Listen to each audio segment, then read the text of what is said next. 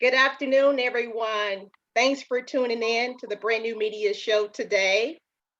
Today, we on series 4 on Men the Mind with Dr. Hirimalini Seshadri. Hello, Dr. Hirimalini. How are you doing? Hello there. Namaste. Good. Good. Singapore this time. I know there's a big time difference from America to, you're in Singapore now, right? Not India. Singapore. Right. Yeah, she's a physician and a rheumatologist specialist. And we've been having this series on men, the mind. And today we'll be talking about the healthy approach of birth, life, and death. Okay, Dr. Hirimalini, I'm going to put it all in your hands. Let's start off with it. A very early good morning to everyone.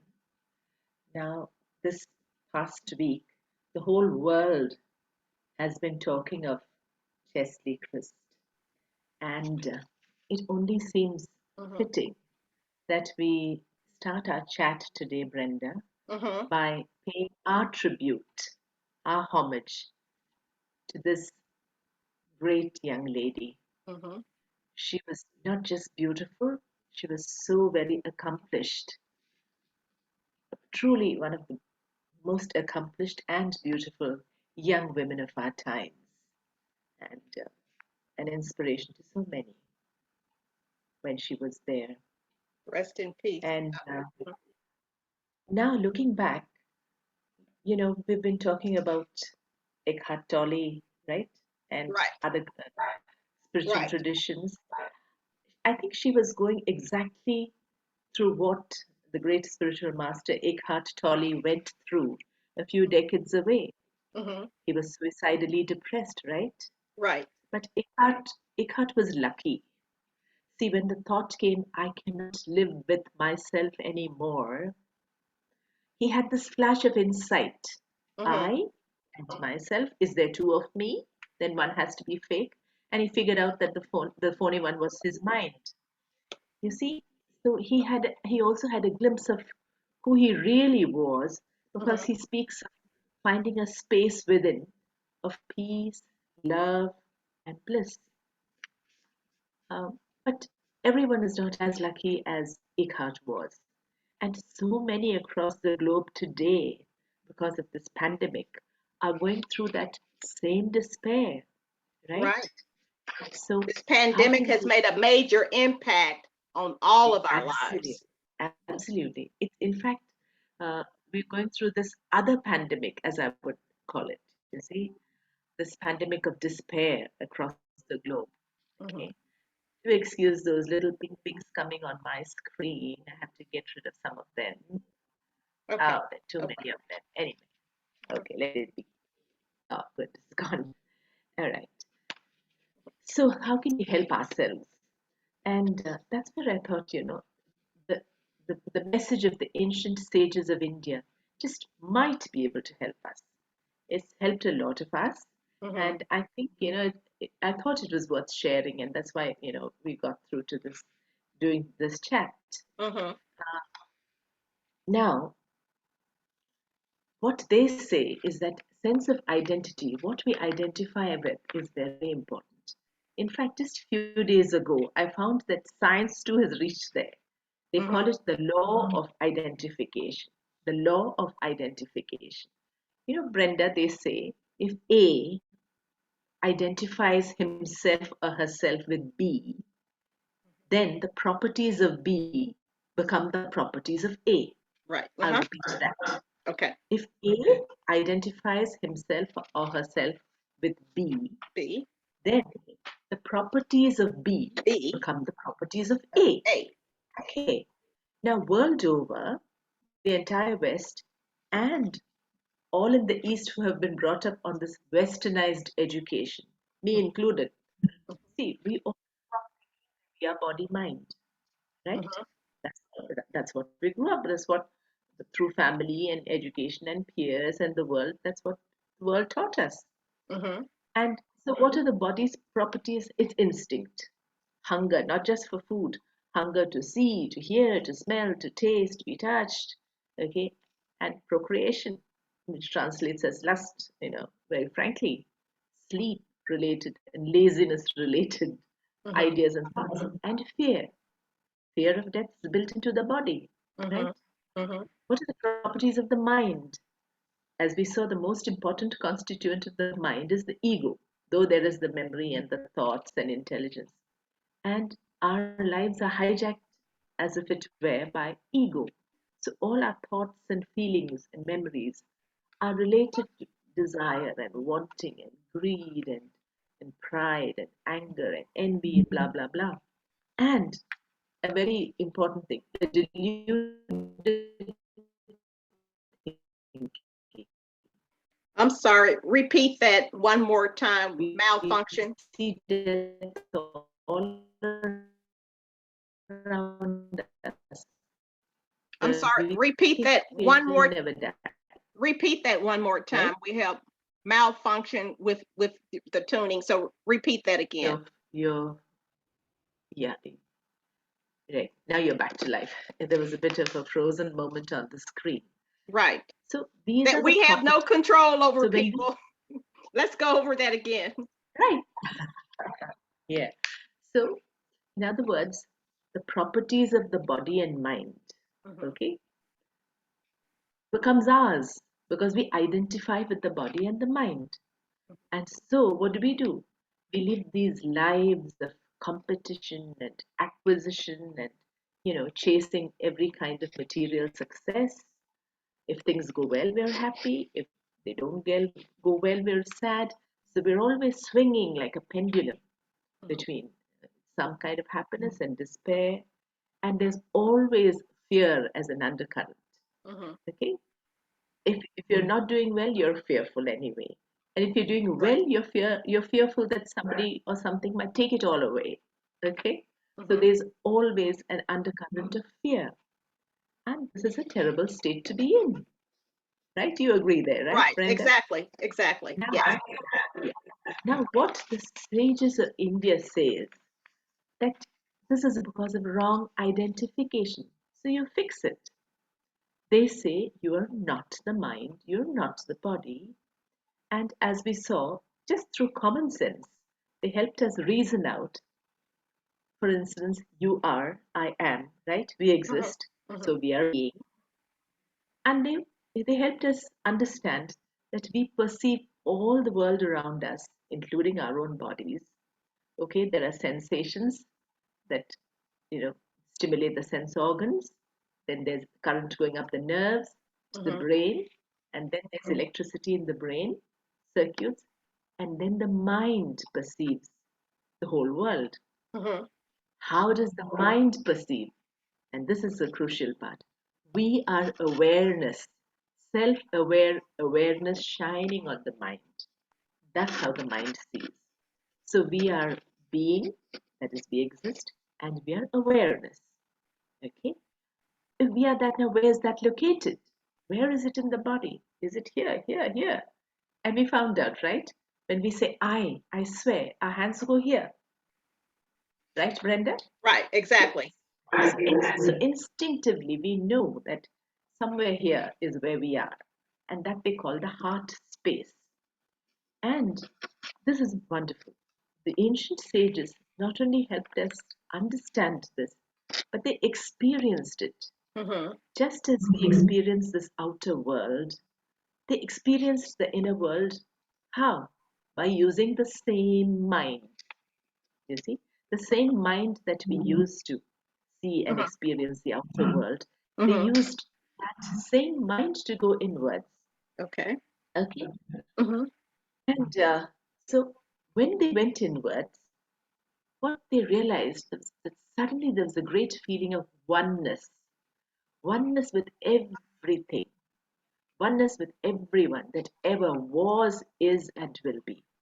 And this oneness flashed like a truth. That was the truth, that we were one with everything.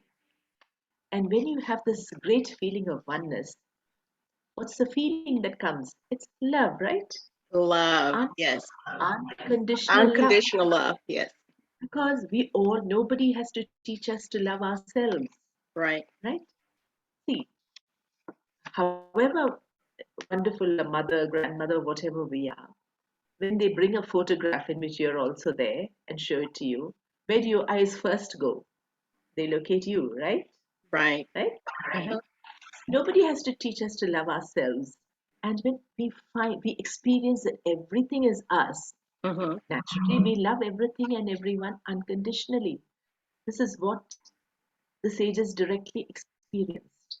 And in this love, there was so much joy. They called it bliss. I mean, it was like infinite joy and peace. So then they said, this is what we are.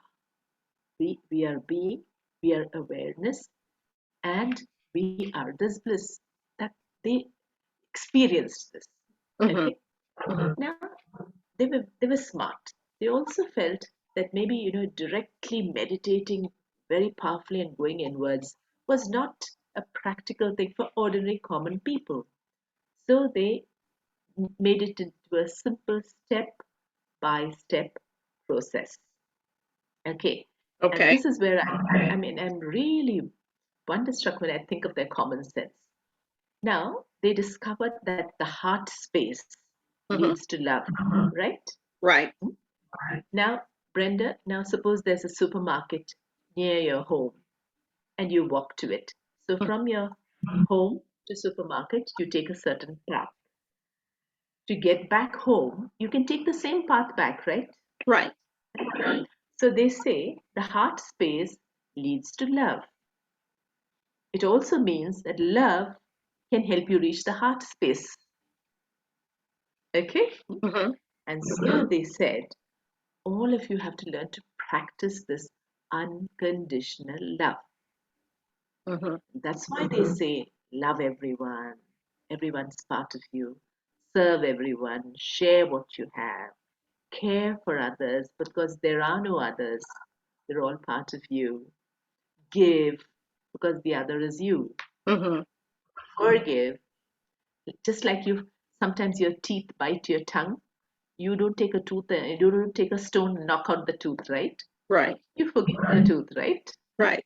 Why? Because both are yours. The tongue is yours and the tooth is yours. Right. Same, you forgive that other person because there is no other. And be grateful, be content, be ready to sacrifice because it's you're sacrificing for your own self, not for anybody else. They urged us to live this way. So when you live this way, what happens? Naturally, the ego comes down, right? Okay? And when the ego comes down, all these agitated thoughts of wanting and greed and anger and envy and pride and blah blah, all those come down. Naturally, then the mind is less muddy and less agitated, right? So then it's easier for such a mind to sit quiet and try meditation, right? Right. So finding your way to your heart space through love helps to prepare your mind for meditation, right? And as far as bodily instincts went, this hunger, procreation, sleep, etc., they said very simply, live a life of some regulation. Don't just do anything, whatever you want, whenever you want. Work out some kind of regulation some routine, some regulation to your life.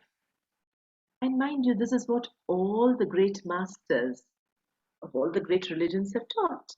These three things, right? And then they said, once you've got into this kind of a life, then you must try and meditate. And to still the mind, they taught us these wonderful techniques of the breath that we discussed earlier called pranayama. And Brenda, like this chat, between us is like a teaser. It's like a little trailer. So that those who are interested can watch other videos or read more. Right. Or go and meet a spiritual master who's an expert on these things and learn more about these paths. Okay. Now, Chesley Christ has really put depth on center stage. Would you agree? Yes. Okay. Whether we like it or not, we're face to face now with the idea of mortality. Right. Now, what is death? What did the ancient sages of India think about death? Let's look at that. Okay. We get in the perspective on the other side of the world, people, on death. Okay. So what the ancient Indian sages said is, at death the body definitely perishes, and along with it the software of the body, that which keeps the body going, the life energies, depart. Okay? Because the body has a birth and has a death. But they say that the mind space and the heart space, they do not die, they continue. Now, what does the mind space have? Your ego, your memory, your thoughts and emotions, the being that you are, your awareness, all this continues. You see? This is what the ancient Indian sages said. Now, if we have been living a life driven by ego and body mind all through, the minute we lose our bodies, we're going to feel very confused, right? Right. Such a mind that survives the loss of the body is most eager to find another body, right? Because ego survives on that. And consciousness or God or divinity that is omnipresent has such an unconditional love for us because we're part of it anyway, will arrange for us through the cosmic computer, shall we call it, to find a suitable body to express and experience the world again. Okay? So, in other words, ego ties us to the world. If, however, we've lived a whole life from the heart space, we've led a heart-led life of love and oneness and compassion, then when we leave, we don't miss the body so much. In fact, we feel very free and liberated. Okay? And we could just be one with consciousness or divinity or God or whatever you call it. Or we might even be blessed with one more birth, a noble birth to experience the world again and to express ourselves. So, this is what they said usually happens.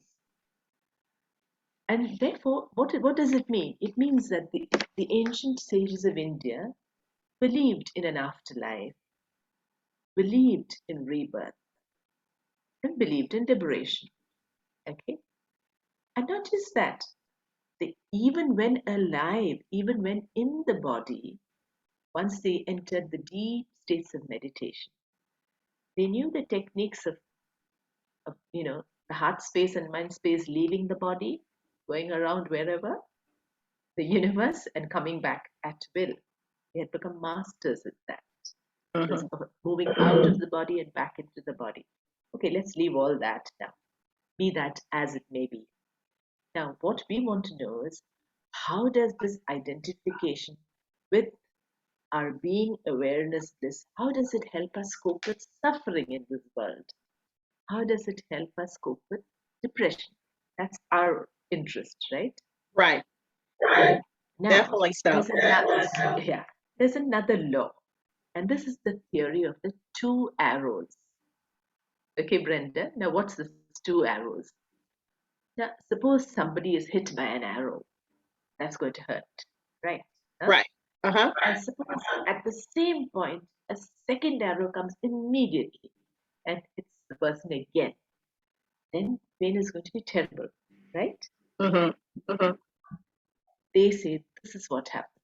When something untoward happens, you feel pain, right? Right. That's the first arrow.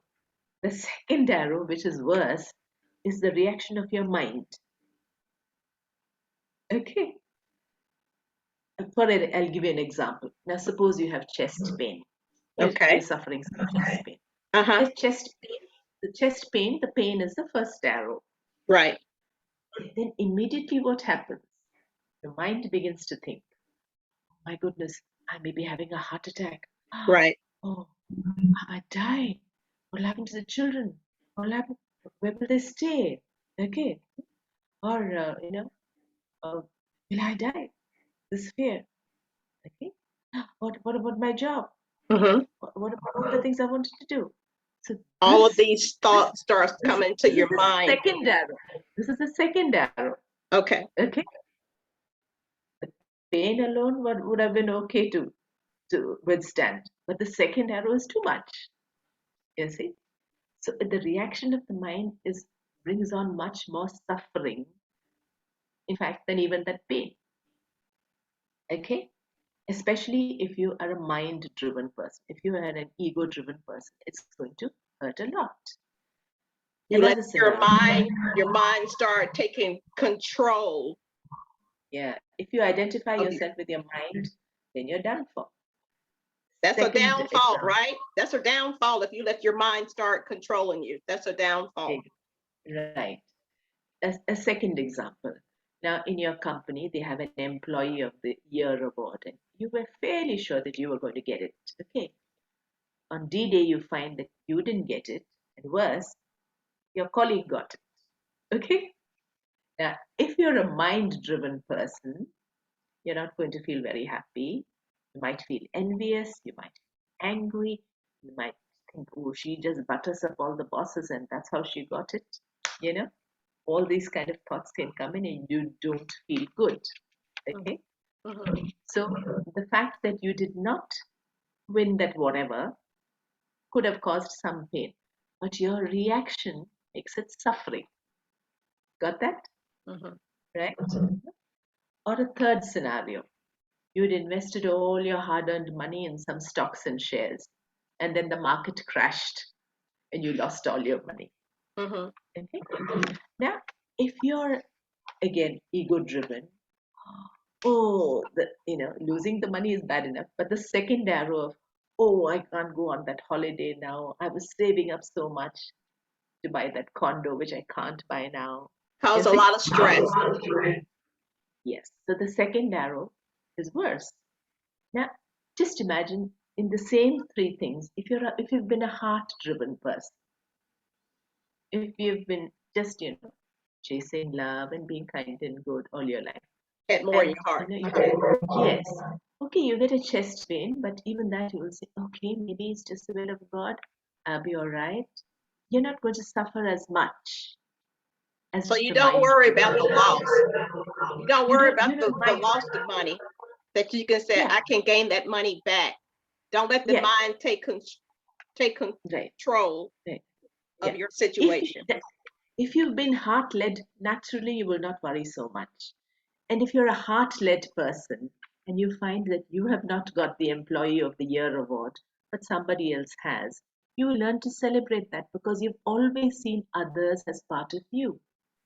You've not seen them as others, right? Okay. So if you're heart-driven, there's much less suffering. Okay. They go through the pain as well, but there is less suffering. Mm-hmm. So that is why, as I said, the ancient Indian sages insisted that children from the age of 3 are told, Aham Brahmasmi, you are the infinite. You are that. You are divine. Mm-hmm. That's your true nature. This is just drama. Mm-hmm. Because here you come and you're here for some time and you go back. So that was drilled into the head right from very, very young age. That just like there's a good birth, there's a good death, and death is perfectly normal. But that is only for the body. You continue. There is no death for the real you. Mm-hmm. How very liberating a thought that is. Right? Right. A lot of the fear of death itself would disappear with such a belief, right? Mm-hmm. And mind you, but they did not just expect us to believe it like that. They say experience it. Because they learnt by direct experience. Mm-hmm. They say you can too. If you live a regulated life, mm-hmm. if you develop the heart-driven qualities and meditate, then you can experience it too. It was free. It was for everyone, mm-hmm. not just for a few. Okay. Okay. Now let's see what what does science say about all this? Right. What does science say about the afterlife and rebirth and all that? Mm-hmm. Now, in the past 20 or 30 years, there's been a lot of studies because, see, technology has advanced so much that people, when they're rushed into emergency, sometimes they have a cardiac arrest. They're like almost gone. But then with the resuscitation techniques, they're brought back, right? Right. So there are a lot of people who've undergone what they call a near-death experience. Nearly dead. Mm-hmm. Okay. And there have been lots and lots of studies on these people. And they all, not all, but a very significant number are able to come back and relate that during the resuscitation process, they were outside of their body, and from somewhere on top they could see the resuscitation team resuscitate the body, and then they came back. Okay, it's really very interesting to read these papers and these articles about near death experiences. Mm-hmm. In fact, there was even a paper published by a Dutch research team, the Lancet, which is a leading medical journal. So near-death experiences are being reported not just in newspapers and magazines, but in medical journals as well. Okay. Now, hard-boiled medical academia is still to accept it, but we're getting there. In fact, recently, I don't know, Brenda, have you heard this name, Dr. Ibn Alexander? He's a neurosurgeon. Okay. Yes, he's written a book because he had a terrible meningitis and he was like given up for dead almost. And he had a near-death experience during that time, and he made a full recovery after that. Okay? And one thing they have found is that all these people who underwent near-death experience, a significant majority, their attitude to life changed. They became far more peaceful, calm, fearless, okay, and lived life, without all that rushing and competitiveness after that experience. See? They say that what are we running for? Okay, life continues. They have that great calm and peace after their near-death experience. And another chance for life. Yeah. So life continues. What has been my experience of that? While writing a book about more than 20 years ago, I was wondering, I wanted to document an Indian near-death experience. And, consciousness must have heard me, or God must have heard me. Because I found and I could interview a Dr. Gopalakrishnan of Thiruvananthapuram in Kerala. He was a cardiac anesthetist. He was not just a cardiac anesthetist. And he had undergone a near-death experience, you see. And what was more, the places he saw during his near-death experience, later he could visit those very places and recognize them. Okay, so it's for those who are viewing. If they're interested, they can Google and read up about these things, about the afterlife. Okay, and you must have heard of mediums, right? Brenda, heard the word medium? Yep. Yeah. In Britain, in the UK, it's like doctors, they have an established practice, mediums. And many people who've lost loved ones go to mediums and they are able to see the person who's passed on and even convey messages and so on. And there is a European scientist called Oliver Lazar, Lazar, like Lazarus, okay, Lazar. He had an experience of his own, and then he decided that somebody had to study this in a scientific way. So he formed a team, including psychologists, okay? And he's written a whole book about it. It's called Beyond Matter. Beyond Matter. Yeah. And quite conclusively, he has shown So they used questionnaires, just like the psychiatrists. They use questionnaires to do research in depression and all psychiatric illnesses. They used a questionnaire and followed the scientific method and studied so many cases of families who went to the mediums and received information that the medium had no chance of knowing. Okay? Okay. Right.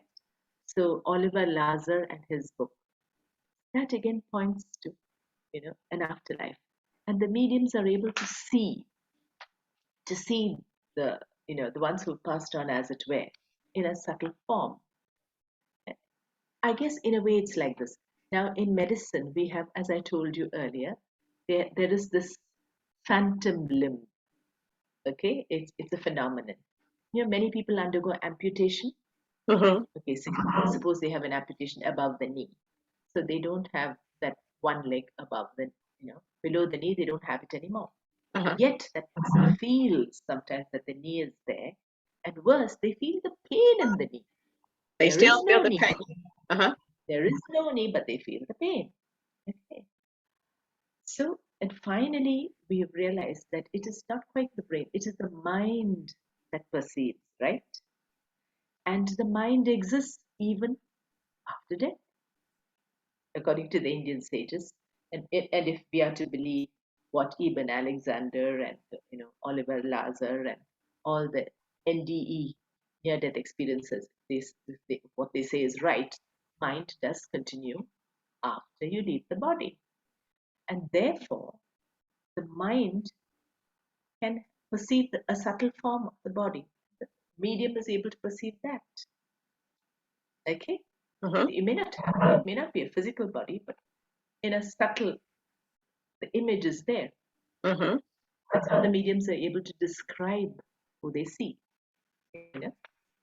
describe the features and so on. Okay? Interesting, weird, but interesting. Very interesting. And scientific evidence building up steadily. Okay.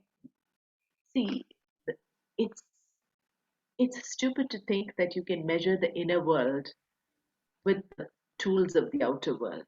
In the outer world, you have weight, you have length, you have breadth, you have height. In the inner world, it's all an experience. But when the experience is of everyone, it's a reality. Right? Right. And it's not just a figment of imagination. No. All right. Now, if there is a life after this life, then it stands to reason that there must have been a life before this life. Right? Right. What we call the previous life or the past life. Have you heard this term, Brenda, called past life regression therapy? There are Past life regression. Okay. Therapy. Okay. Now, this is popularized by a psychiatrist called Dr. Brian Weiss. I think he worked in Mount Sinai with the chairman there. He had his own experiences where some patient told him details about the doctor's own, child whom he had lost. And he was wondering, how did they know? You see? Right? And, so patients who came to him with intractable symptoms, say intractable headache, he would take them hypnotically. He would do hypnosis and take them back in time so that they could remember their past lives. And there would have been some case where maybe this person had some gunshot wound in a past life, and that was still coming across in this life as pain. And after that it went away. Yeah? So it had a therapeutic effect. And so he used to do past life regression therapy, which has become quite popular now. It is practiced everywhere now. Okay? And the sages of India knew that past life definitely are there. We've all lived many, many times before. In fact, they say, In fact, what they say is that even the people whom you meet in this life, like you and I, we don't meet all the 7.9 billion people on earth, right? Right. We meet some people. We meet some people, and they say, whoever you have met before. You met before. Yeah. Yeah, Okay. you hear that all the time. Okay. And so this is interesting. And all the Eastern religions, if it's whether it's the Indian, the sages of India, we had no religion. It was only a country of seekers. This so-called Hinduism was a label put on us by the West. We never had any religion. Everyone was welcome. But they said all paths lead to God anyway. Okay. And, the followers of the Buddha, the followers of Mahavira, the Jains, the followers of Guru Nanak, the Sikhs, everybody believes in rebirth, many lives. This is part of the Eastern tradition. Okay, if you're born again, that's called reincarnation. What does science say about that? Yeah, there are quite a few children who can remember their past lives. You've heard of that? Mm-hmm. Oh, yeah, definitely have.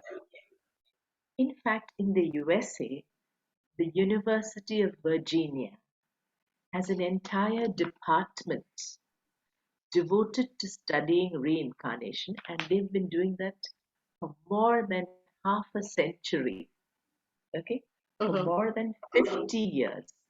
This department was started by a Dr. Ian Stevenson, and now his successors are there, and they've studied cases in detail, absolutely rigorously scientifically. Okay?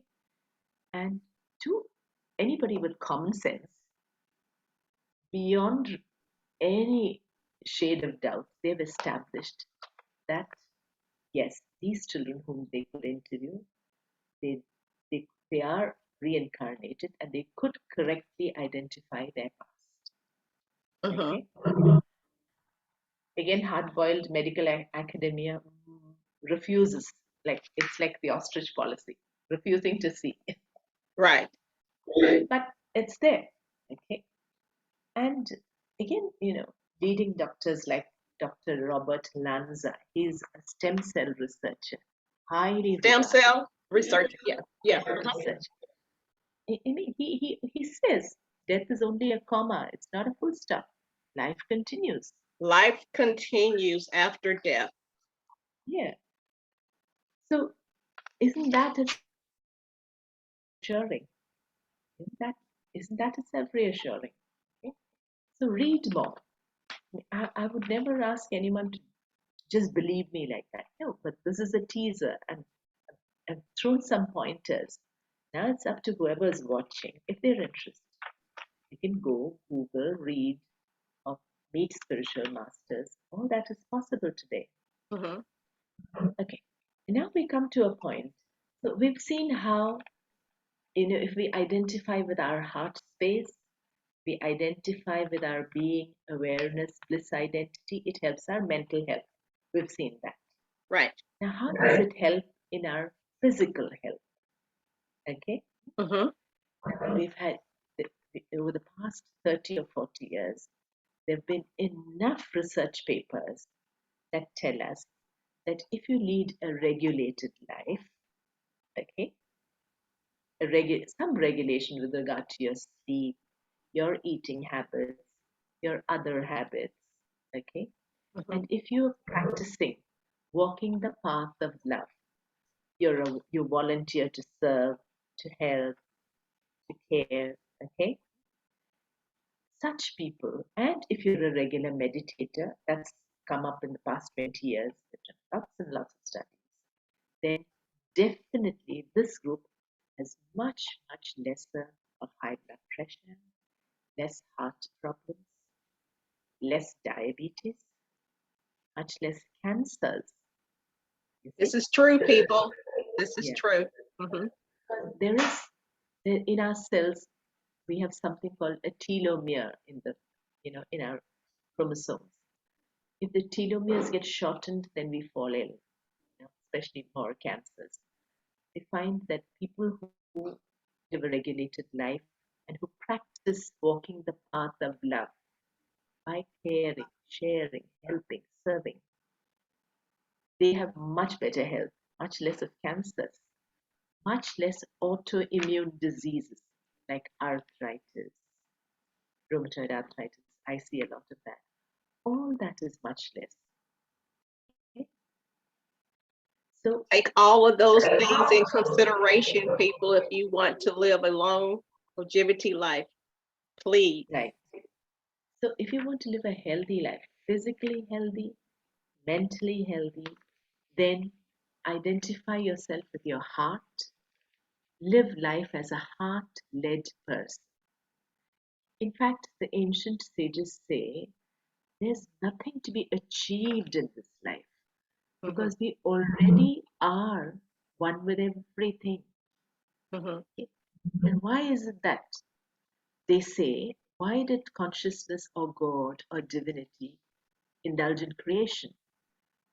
They say that consciousness indulged in creation just to experience itself. And why did consciousness create human beings? They say consciousness created you and me, human beings, just to give love and to understand and to be loved and understood. Now, a human being can understand a human being. An elephant can understand an elephant. Therefore, divinity can understand divinity, right? Right. Divinity can love divinity. So at our core, we are divine. That is our real nature. And if we are divine, what else do we need to achieve? Then nothing really. So we are here on this brief experience as physical human beings, just to experience the world. Okay. We don't have to be running and rushing and achieving this and that. No. Because this is just a temporary journey. It's like waiting for a flight in the transit lounge. Okay. Temporary journey. Yeah. Right. So we need to just relax and enjoy this journey and not caught up in this mad, acquisitive, outside world that traps us with the ego. That's something that we have to learn. It's not easy, especially if we've been brought up, on a diet which says you are the body, you are the mind. So the first step, as I told you last time, that I had to learn is that I am not Hirimalini Seshadri. I'm not this body. Okay? That's the first step. Brenda. So you'll have to tell yourself, I'm not Brenda Dorsey. I'm not Brenda. I'm not this body mind. I am that being, awareness, love and bliss inside of me. That's what I am. Okay? We are really creatures of spirit. I think it was a Frenchman.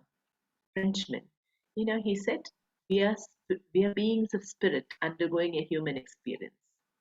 It's not that we are human beings undergoing a spiritual experience, but we are spiritual beings undergoing a brief human experience. Okay? So this will not get in just by listening to one conversation or just talking about it once. This get very deep. Yeah, we've got to marinate in the idea. Okay, think about it, meditate on it.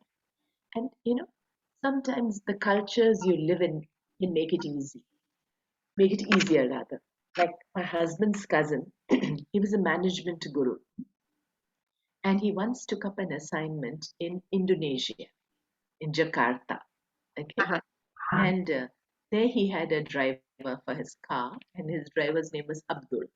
Now, this Abdul was always late. This cousin was a stickler for punctuality, and this driver would land up late.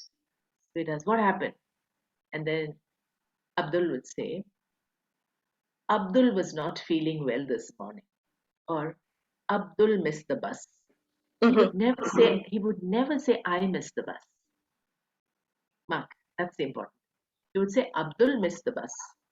In other words, he put a space between I that he is and Abdul. Abdul missed the bus, or Abdul was not feeling well. They don't use the word I, because I is something else. So in such a culture, it's easier to put that distance between between,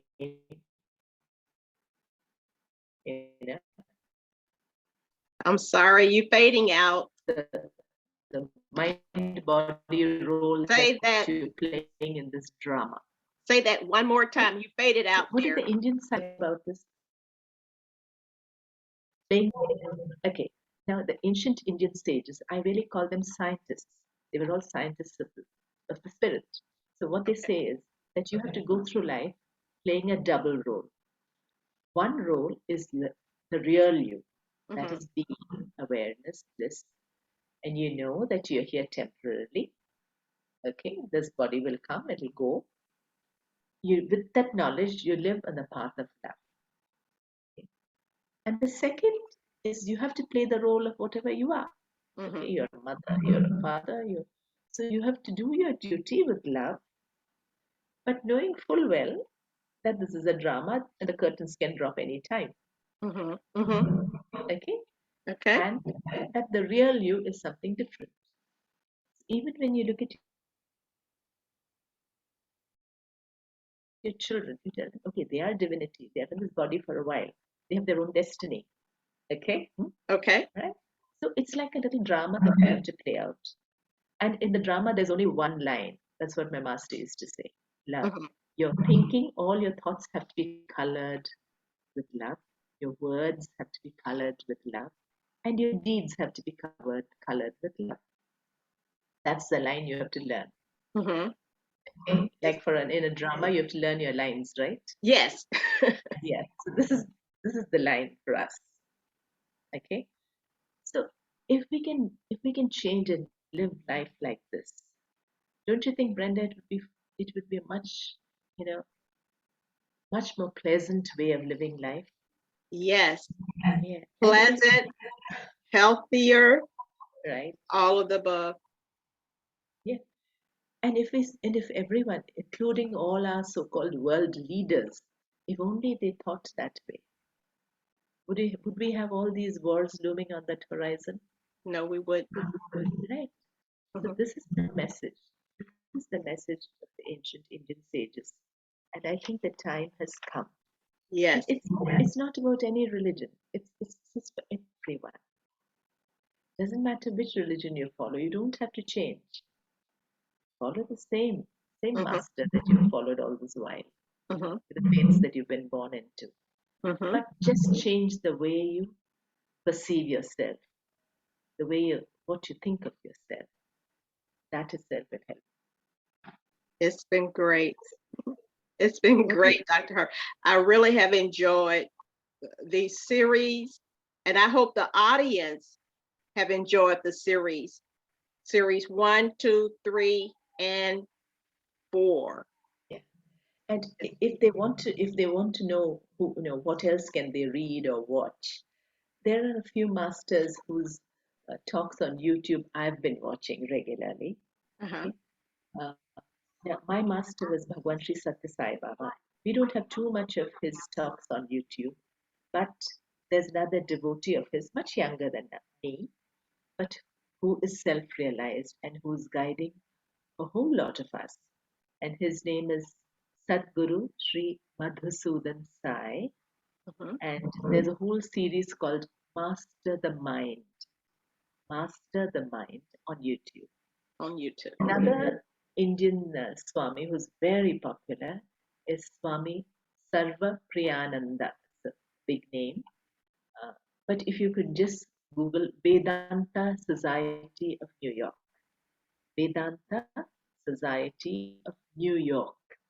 Okay, he's posted there. And his talks make things very, very clear. So he's a great master. And then, of course, being a medical person, I cannot but like talks by medical people on these matters.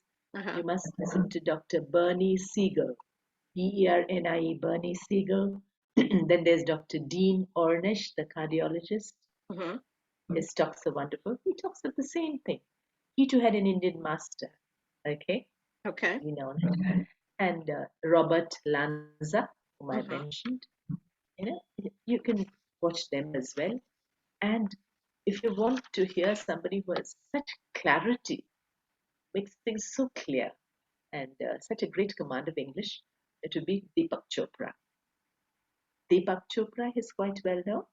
Yeah, right? Okay, okay. So he speaks about all this with great clarity. And I've learned a lot from all of them. As I said, I'm just a novice, and Brenda's my, I've enjoyed this chat conversation. You know, it's been great.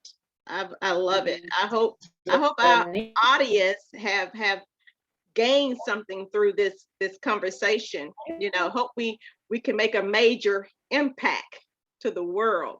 So we want you to share this video. Please share this video. You know, hello, are you here? Are you here? Yes. Okay, it's frozen for a moment. Yeah. And people, we have no control over what's going on with the audio, and I apologize for that. Dr. Hirimalini, it's been great. I would like to say something for the people that hadn't got their shot. Please get your shot. Please, please, please get your COVID-19 shot. On that note, good night, everyone. I love you. Thank you very much, Dr. Hirimalini. You've been great, as always. I just love you. And good night to my audience. Please subscribe to Brand New Media if you haven't. Thank you. Good night, everyone.